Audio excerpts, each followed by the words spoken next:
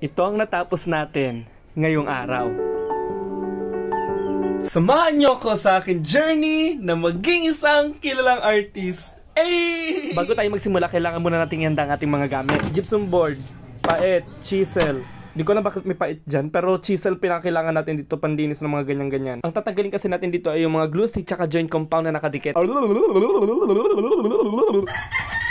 Ngayon ay gumuguhit na tayo ng rosas. Itong sculpture na nga pala to ay entry natin para sa Valentine's Day. Ginawa ko to kasi alam ko wala ka pang bibigay.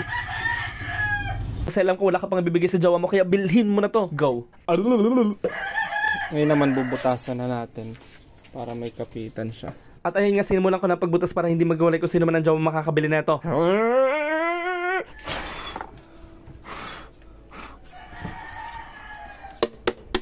Ayan, okay ba gawa natin manok? Butas-butas na siya.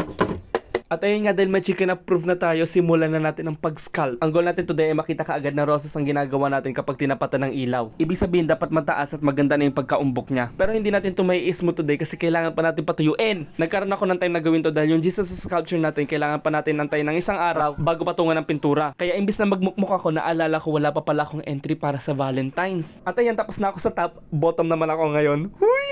Una ko naman ang ginawa dito yung stem, sumunod ABM, ICT, AD. Corny. Ang next na gagawin natin ay yung mga dahon-dahon. O ayan, panoorin nyo muna. Hingal na ako eh.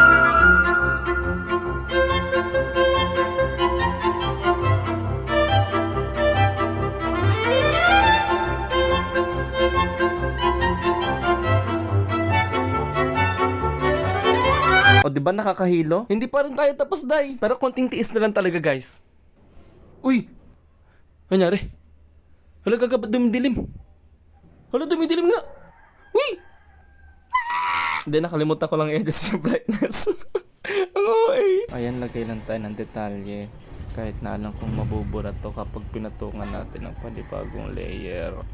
Sunod ay dito naman tayo. Pak, pak, pak, pak, pak, pak, pak. Tapos ay nandun yung ginawa ko dito sa kabila. Yun na yun, okay na yun. Karoon pa tayo ng pak-pak, ulit-ulit lang. At ito ang nagawa natin ngayong araw.